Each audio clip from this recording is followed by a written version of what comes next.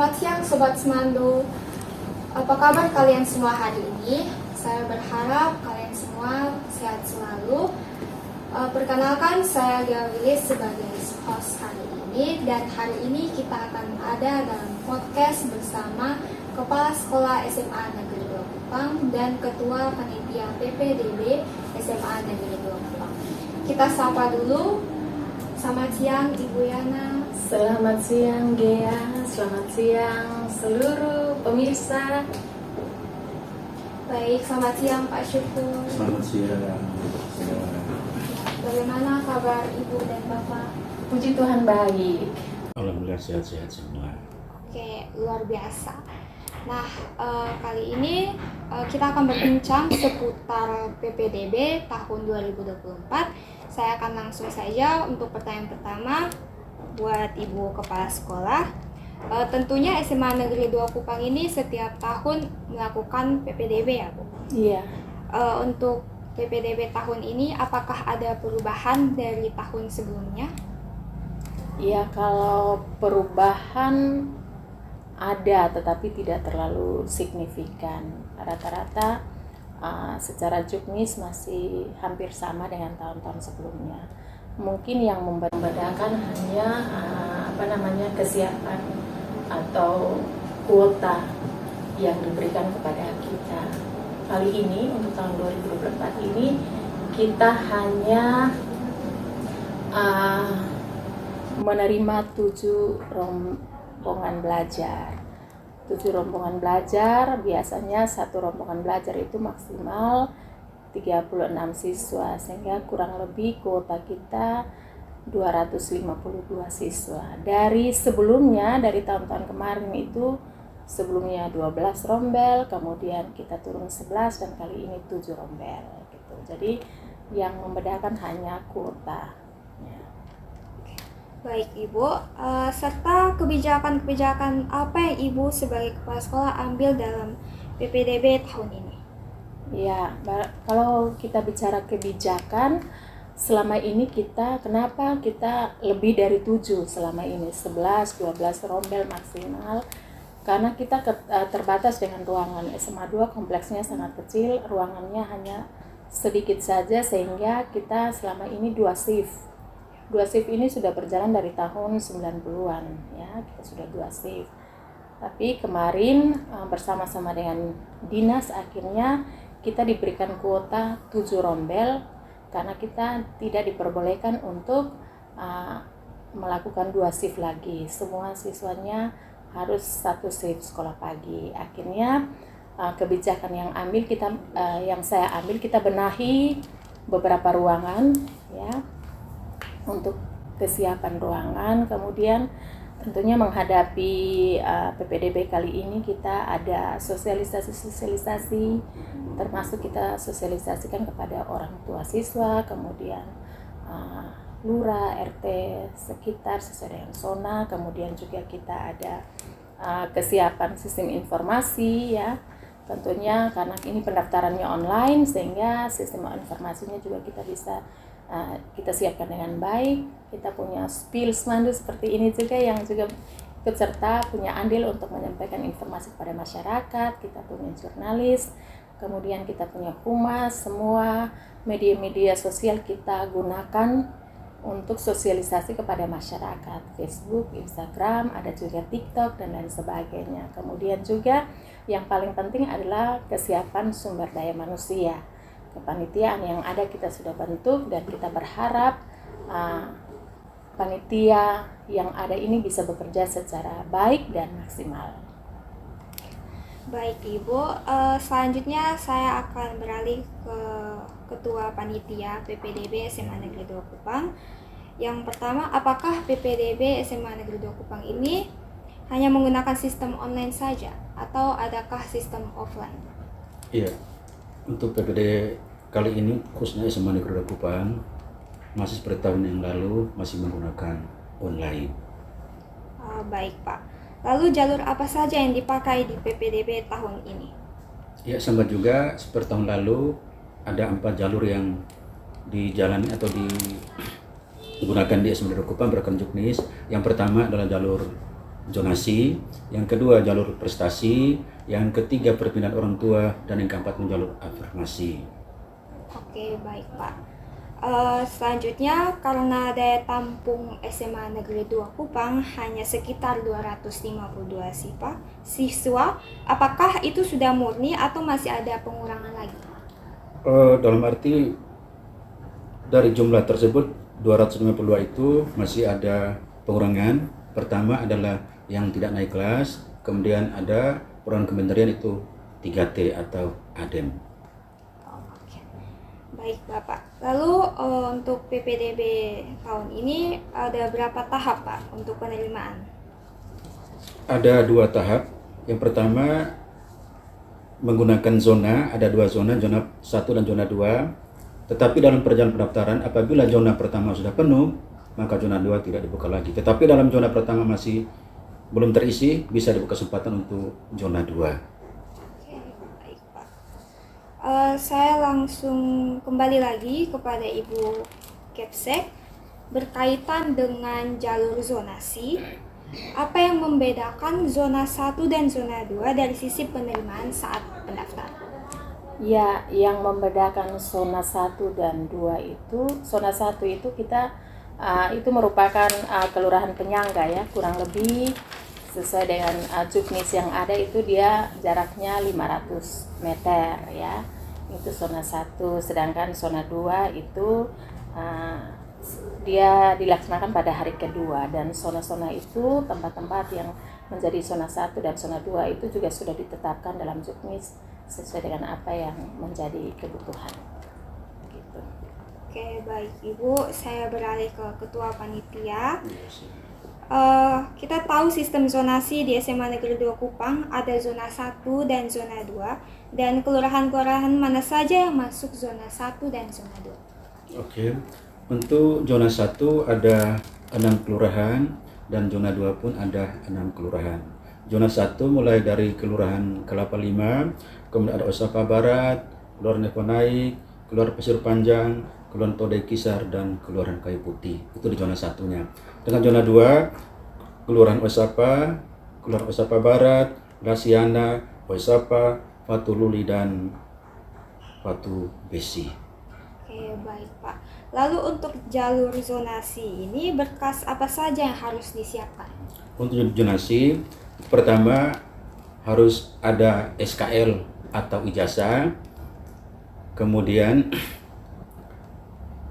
harus ada KK atau kartu keluarga.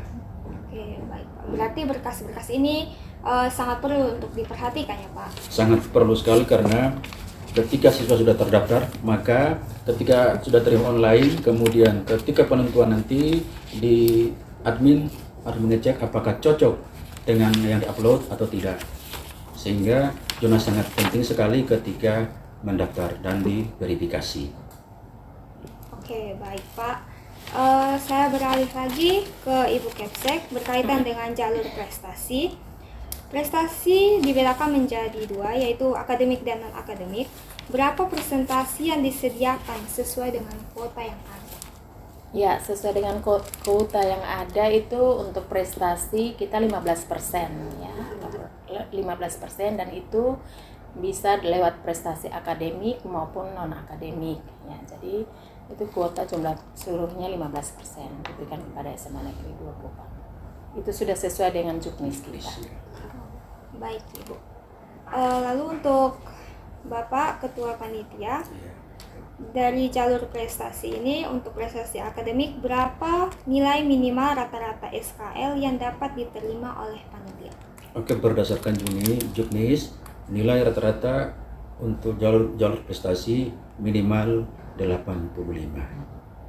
Oke, baik Pak. Dan berkas-berkas apa saja yang harus disiapkan untuk pendaftaran lewat jalur prestasi akademik? Yang pertama adalah SKL atau ijazah. Yang kedua adalah KK. Oke, baik Pak. Lalu untuk prestasi non-akademik minimal juara berapa yang dapat diterima oleh panitia? Untuk non-akademik yang dibutuhkan adalah peserta didik harus minimal dia juara 3 dalam seni atau olahraga minimal harus juara 3 tingkat kota atau kabupaten yang resmi penyelenggaraannya. Oke, baik Pak. Untuk berkas-berkas yang harus disiapkan, apakah sama dengan jalur prestasi akademik atau berbeda? Ada perbedaan sedikit untuk non-akademik. Yang pertamanya sama, yang kedua dia harus lampirkan piagam atau sertifikat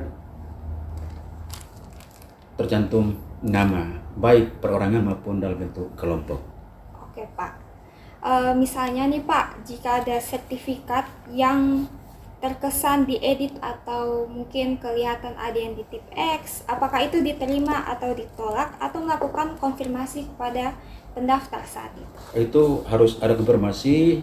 Ketika diverifikasi apabila terdapat hal seperti itu, maka bisa ditolak. Kalau terdapat hal seperti itu, berarti sertifikat yang dimiliki oleh peserta pendaftaran tidak asli atau tidak sesuai. Baik Bapak. Saya beralih ke Ibu Kepsek. Berkaitan dengan jalur perpindahan orang tua, apa saja yang masuk dalam kategori ini? Untuk perpindahan orang tua itu syarat-syaratnya harus punya SK lulus ijazah atau SK juga disertai dengan SK perpindahan orang tua, SK mutasi orang tua ya. SK mutasi orang tua itu sudah harus ada paling lambat satu tahun ya, sesuai dengan Juknis. Kemudian juga harus ada akte kelahiran misalnya kalau punya anak sekali, ataupun akte atau surat adopsi. Dia itu harus ada gitu. Itu jadi syarat utama. Baik Ibu, saya beralih kepada Bapak Ketua Panitia. Kira-kira berapa persen dari kuota jalur perpindahan orang tua yang diterima? Iya, untuk jalur perpindahan orang tua ada 5%. Namun di dalamnya ada anak kandung pendidik atau tenaga pendidikan merebut 5% ini. Baik Bapak, selanjutnya saya beralih ke Ibu Kepsek berkaitan tentang jalur afirmasi. Apa saja yang masuk dalam kategori ini? Jadi jalur afirmasi ini diprioritaskan pada masyarakat yang kurang mampu. Itu pasti ya. Yang pertama yang menjadi syarat utama tentunya sama seperti jalur-jalur yang lain, SKL harus ada. Tapi juga disertai dengan misalnya kalau dia memiliki surat PKH, kemudian kalau dia juga sebagai pemilik surat KPS juga itu bisa masuk. Kemudian juga kalau dia punya surat KKS itu bisa masuk, atau mungkin dia memiliki KIP ya, KIP itu juga masuk. Jadi ada surat keterangan bagi penyandang disabilitas juga bisa masuk ke sekolah itu. Berarti sangat dibantu ya Bu? Iya. Oke, baik Ibu, saya beralih kepada Bapak. Berapa persen dari kuota jalur afirmasi yang diterima? Untuk jalur afirmasi berdasarkan Juknis ada 10%. Dibutuhkan pada saat pendaftaran ada 10%. Dan untuk berkas-berkas apa saja yang harus disiapkan Pak? Sama seperti apa yang disampaikan kepala sekolah itu, berkas yang disampaikan kepala sekolah tadi, memiliki kartu resmi yang dari pemerintah seperti KIP, KKS, dan yang lain-lainnya. Oke, baik Pak.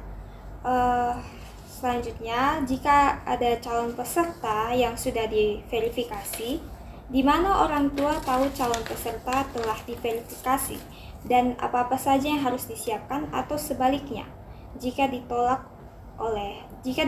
orang tua, tahu dari mana? Oh, itu tahu dari admin. Ketika diverifikasi berkas asli yang didatangkan kemudian yang saat diupload tidak cocok, maka akan dikembalikan, berarti tidak diterima oleh admin PPDB untuk SMK Kupang. Jadi kalau untuk mengetahuinya kita tetap pantau di link pendaftarannya. Jadi ketika orang tua mendaftar, dia harus tetap pantau hari itu juga, karena verifikasi berlangsung pada saat pendaftaran terjadi. Ketika hari pendaftaran dibuka, daftar, kemudian panitia PPDB yang memverifikasi akan memverifikasi hari itu juga, sehingga dia harus tetap memantau apakah anak yang sudah terdaftar ini lolos atau tidak, ya sesuai dengan persyaratan yang sudah diminta. Kalau tidak lolos, maka hasil verifikasinya pasti dikembalikan, dan itu pasti ada keterangan dalam link pendaftaran itu. Keterangan dari admin disampaikan pada orang tua atau siswa yang mendaftar. Jadi harus terus pantau di link pendaftaran. Oke, baik Ibu. Lalu yang terakhir, kita sudah sampai di penghujung podcast. Yang terakhir Bu, mungkin ada harapan Ibu dalam PPDB tahun ini.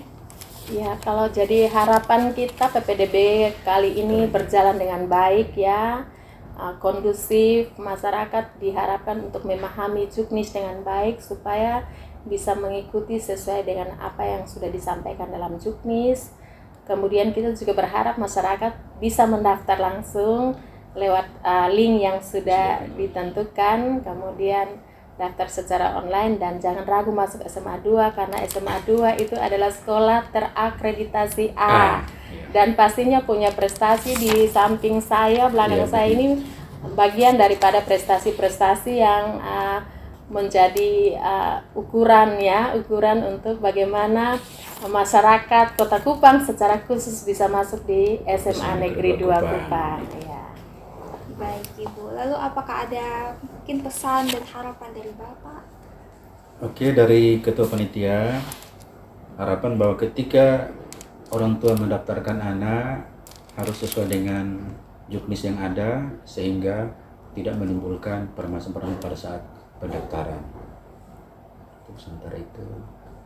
Baik Bapak, terima kasih luar biasa sekali hari ini. Terima kasih untuk waktunya Ibu dan Bapak. Terima kasih juga Gil. Silakan kasih, diminum. Gesi. Oke, ya, makasih. Pak Ketua Panitia. Oke, makasih.